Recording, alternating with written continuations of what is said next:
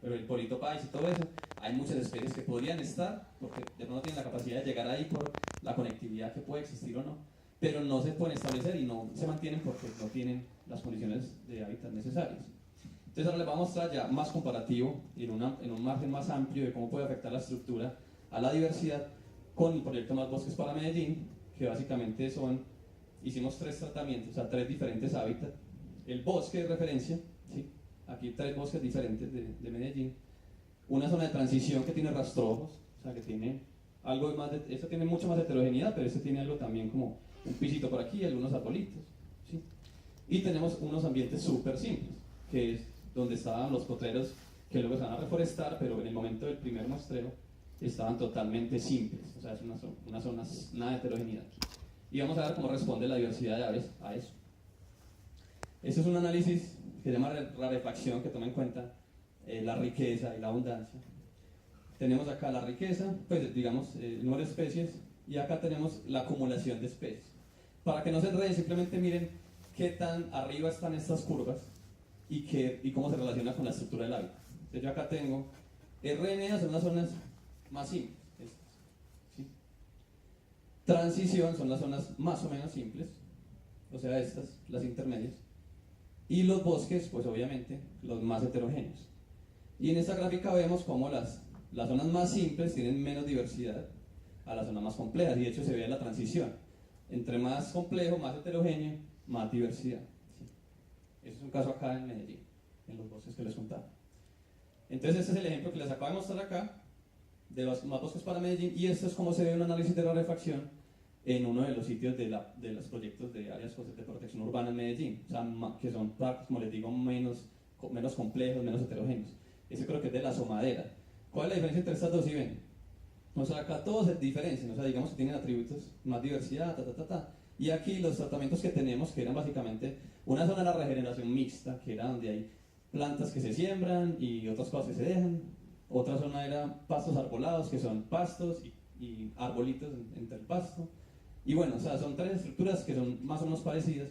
Vemos que la diversidad más o menos se acumula igual. O sea, como que las aves, digamos, no reconocen esas diferencias y usted encuentra mayo tanto en la regeneración por aquí y por allá. O sea, es muy homogéneo el cómo se distribuye la diversidad allá.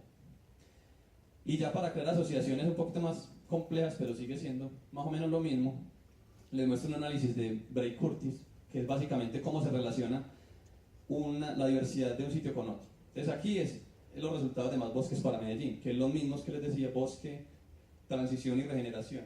Y lo que yo quiero que miremos en este análisis, que básicamente lo que nos muestra es qué tan similar es un sitio al otro, o sea, qué tanto se parece, es que en los bosques, esto es el porcentaje, ¿cierto? 0 a 100. En los bosques la similitud es mucho menor que en los sitios más simples. O sea, si yo voy a un bosque en Palmitas y veo las aves que hay allá, no se parecen tanto a las aves del bosque de Santa Elena o del bosque de San Cristóbal. O sea, hay aves que son únicas de cada sitio y atributos que son únicas de cada sitio. En cambio, si yo voy a una zona de potrero en San Cristóbal y a una zona de potrero en Santa Elena, voy a encontrar exactamente las mismas especies. Es decir, estoy quitando la heterogeneidad del ambiente y estoy al mismo tiempo afectando directamente la diversidad.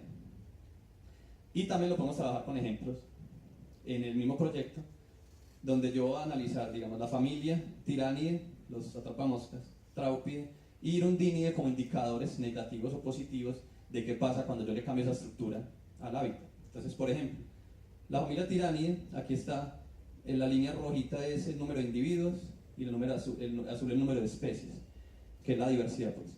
Entonces, en el ambiente más simple, diversidad bajita, pocos individuos, y a medida que va aumentando la complejidad hasta llegar a bosque, tengo más diversidad y bueno, mayor abundancia. Lo mismo pasa con los tráupidos, donde están los azulejos, los palmeros y demás. Tienen muy poca diversidad en las zonas simples y aumentando, aunque aquí hay un pico que de hecho se ve en muchas partes, en las ciudades. Una de las cosas que se habla en ecología urbana es que a veces hay más diversidad en las zonas de transición. O sea, a veces hay más diversidad porque comparte, hay especies de bosque y hay especies de ciudad, entonces hay como más diferentes cosas ahí. Entonces aquí pasa con la familia Traupidae, por ejemplo, que puede ser igual o mayor en transición que en bosque.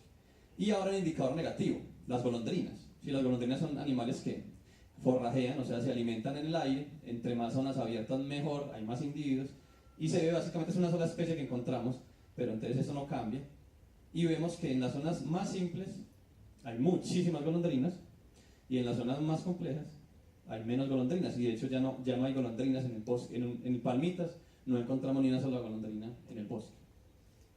Entonces, ya en más macro, aquí tampoco quiero que se enreden, lo que quiero que veamos es que acá hay unas especies que pueden ser como indicadores, y acá hay algunos parques en diferentes partes del mundo con su área. ¿Sí? Lo que yo quiero que veamos es que algunas especies, en el caso anterior es como que la golondrina se favorece con zonas abiertas, aquí es que algunos parques urbanos, algunas especies son más comunes o se adaptan más fácil o se encuentran más fácilmente en parques que otras. Entonces, por ejemplo, esta especie, no alcanzo a leer bien, creo que es Turdus algo, mérula, ¿sí? Es como un mayo pero europeo, si no estoy mal.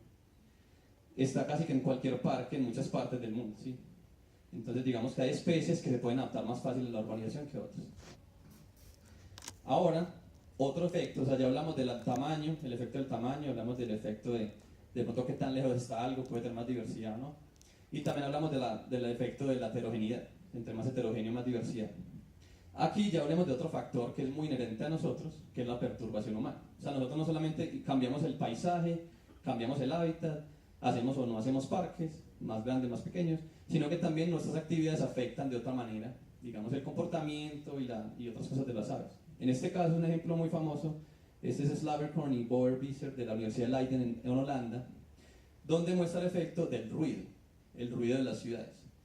Y es un ejemplo muy clásico donde muestran que en los sitios, esa es la misma especie, es Parus major, una especie muy común europea, que comparando en las zonas urbanas y en los bosques, los individuos cantan más alto en los ambientes urbanos que en los bosques. ¿Por qué creen que pasa eso? ¿Y cómo es ustedes han ido al pueblito paisa? ¿Cómo se escucha en Medellín de allá? ¿Es un ruido de frecuencia alta o frecuencia baja? O sea, ¿cómo es el ruido de una ciudad generalmente? ¿Es como grave o agudo? Es más que todo grave, ¿cierto? Entonces lo que hacen estos pajaritos en las ciudades es cantar más alto, o sea, en una frecuencia más alta para que ese ruido no enmascare los mensajes que seguramente deben transmitirse. Entonces, eso es otro ejemplo con la misma especie ya en Madrid, como para mostrar que no solamente pasa en esa población, donde se ve lo mismo. Entre más ruido, mayor frecuencia. O sea, eso es una relación más interesante que esto. O sea, es en el mismo sitio. O sea, pueden ir a Medellín y mirar cómo cantan ciertos individuos de cucarachero, donde en el oriental, pues, o cerca al oriental o en lugares suburbanos. Y no sé, sería interesante, yo creo que eso no se ha hecho acá, pero sería interesante saber si aquí también ocurre que hay aves que se están adaptando a ese ruido, cambiando la frecuencia para que no se enmascaren, ¿cierto? Otros ejemplos, este es muy interesante. ¿Alguien ha visto ese ejemplo alguna vez? Carlos, ¿ha visto este? De los mockingbirds o las aves, los mismos poliglotos, son familiares de los sinsontes, ¿sí? Pero los de Norteamérica. Al parecer tienen una capacidad de adaptación a esa perturbación muy particular que les favorece o que los hace ser muy exitosos en las ciudades, ¿sí? Entonces, digamos, en este caso, esto hace que sean muy exitosos los parus mayores, o sea, son capaces de cambiar la frecuencia, entonces son capaces de vivir en ciudades porque se adaptan a eso. En este caso, ya no es el canto, sino que ellos, este experimento, aquí lo que muestra es Gustavo Londoño, uno de los, de hecho mi asesor pues, de tesis de pregrado. En la Universidad de Florida es muy común esta especie y anidan. Entonces ellos lo que quisieron ver y probar es que aparentemente los individuos reconocen personas. Me explico. Esta es varias gráficas donde muestran flush distance, es como la distancia a la que vuela el ave, o sea, el ave está sentada en su nido y la distancia a la cual viene alguien caminando hacia el nido y él vuela, ¿sí? O sea, en este caso está, digamos, es en metros, ¿sí? 5, 10, 15, 20 metros. Y tenemos otros indicadores como la respuesta, o sea, esa es una respuesta al intruso, un ataque, por ejemplo. Y bueno, otras cositas, número de ataques. Y lo que se ve aquí es digamos, 1, 2, 3 y 4, 5 tratamientos, o sea, 5 diferentes visitas que se hacen al nido y se mide la distancia a la que vuelan del nido, el número de ataques y lo demás. Y lo interesante aquí es, ustedes ven este quinto, está mucho más bajito que este, entonces vale, vamos a mostrar. Esta es la misma persona que está yendo. Una vez a los 5 metros vuela la segunda vez a los 10 metros vuela, la tercera vez a los 15 metros vuela, la cuarta vez a los 15 y la quinta vez es una persona diferente que visita. O sea, estos primeros cuatro visitas las hace la misma persona, digamos Gustavo. Y la quinta visita la hace alguien diferente. Y lo que pasa es, la primera persona como que el pajarito a los 5 metros, o sea, él dijo, no, yo no sé, no sabe si me encontró el nido, primera vez, primera visita. Yo me voy acercando, el pajarito dice, no, no me ha visto, no me ha visto, no me ha visto, cuando él dijo, ya va a llegar 5 metros y vuela, ¿sí o qué? Segunda visita, me quito el sombrero y todo. 10 metros, el pajarito ya vuela mucho antes de que yo llegue, ¿sí? Tercera visita, 15 metros. Cuarta visita, 20 metros. Sexta visita, bueno, quinta, es otra persona diferente. ¿Y qué pasa? Vuelve a volar a los 5 metros. ¿Eso qué significa? O sea, ¿cómo lo interpretaron ellos? Y pues, para que veamos la relevancia, que aparentemente ellos reconocen individuos humanos, o sea, son capaces de reconocerme a mí y de otra persona. Y eso porque es importante para adaptación a esa perturbación. Si yo estoy en una universidad donde hay, no sé cuántos, 20.000 estudiantes, no sé cuánto tenga la Universidad de Florida, y yo tengo un nido al lado de uno de los corredores donde pasa todo el mundo para clase de 8, ¿sí o qué? Imagínense el gasto de energía tan bravo que yo a todas las personas que pasen les vuele a los 5, o sea, que esté pendiente a todo el mundo porque todo el mundo me pilló el nido, ¿sí o no? Si yo soy capaz de reconocer entre individuos y yo sé que es que este Gustavo Londoño es el que me coge los huevos para estudiarlos, entonces el canzón que va y molesta el nido, yo digo, solamente vuelo, o sea, solamente me pongo más mosca cuando venga él. Si es otro, me relajo. Hay gente que ni siquiera ha visto el nido seguro. ¿Sí me entienden? Entonces es una adaptación a optimizar la energía, porque ¿qué pasa cuando un pajarito de esto está tan pendiente a las personas? Se estresa. Se estresa y tiene menos tiempo ¿para qué? Para incubar los huevos, para llevar, para buscar comida, para lo demás. Entonces eso hace que sea menos exitoso, o sea, que sea más difícil para él anidar y ser buen padre, etc. ¿Cierto? Aunque buen padre defender el nido, pues digamos. Entonces, básicamente lo que quiero mostrar con esto es que no todas las especies tienen la misma capacidad de adaptarse a esas cosas, no todas las aves responden igual, y que es uno de los factores que también hay que tomar en cuenta para uno planear conservación en la ciudad. Por ejemplo, cuando uno está en un parque, puede que algunas actividades que se estén haciendo en un parque de protección estén afectando a las aves, entonces hay que saber qué y cómo y a quiénes están afectando para poder hacer planificación. Y lo otro importante de toda esa discusión que vengo desarrollando es lo que les venía diciendo de lo simple y lo complejo. O sea, entre más simple sea un ambiente, y lo que está pasando mucho en las ciudades es que se está dando un factor que se llama homogenización de la biodiversidad. ¿Eso qué es? Lo que les explicaba de si uno va a un potrero de San Cristóbal y un potrero de Santa Elena encuentra las mismas aves. Entonces está quitando esa heterogeneidad que da origen a la diversidad. Entonces digamos, uno va a un bosque, encuentra cosas muy diferentes, uno va a otros sitios y todo se empieza a parecer. De hecho, hay un fenómeno en las ciudades que es, de hecho uno va a Puerto Berrío y las aves de allá son parecidas a las de Medellín, en muchos casos, cuando Puerto Berrío no tiene nada que ver en clima y en muchas cosas con Medellín. Entonces lo que estamos haciendo es nosotros simplificar y afectar tanto los ecosistemas, es que hacemos que todo se parezca con el resultado de perder diversidad. Entonces ya como para ir medio concluyendo, ¿qué horas tiene? Faltan 45. ¿Las qué? Faltan 4. Para las Las 8. 8. Bueno, voy a terminar rápido por si tienen preguntitas. Es como les decía, combinar todo lo que es planificación con educación e investigación y pues los tres articularlos para poder generar una mejor, digamos, sostenibilidad en cuanto a los ecosistemas urbanos y generar parques también de este tipo, o sea, parques que estén basados en esa investigación que nos dice todo lo que les estoy mostrando, cómo reaccionan las aves a eso, entonces cómo podemos mejorar las condiciones. Eso es un parque en las afueras de Hoofddorp, eso es en cerca de Ámsterdam, en Holanda, donde ese es el acueducto que lleva el agua a Hoofddorp. Ven un parque que ya, o sea, ya están mucho más adelantados en ese tipo de cosas, en parte porque hace rato se quedaron sin bosque, hace rato se quedaron sin cosas, entonces les ha tocado como, hijo, pucha, nos estamos quedando, o sea, están mucho más desarrollados en la parte ambiental, en la conciencia y lo demás, a lo que estamos nosotros, entonces se pueden tomar como ciertos ejemplos. Y otra cosa interesante que pasa en esos parques es que, por ejemplo, creo que en Madrid también es el caso que leí, han puesto arroyos artificiales y han aumentado la heterogeneidad y hay especies de bosque o especies que tienen más requerimientos específicos que están llegando ya a los parques urbanos debido a esa, digamos, reestructuración y ese tipo de manejo.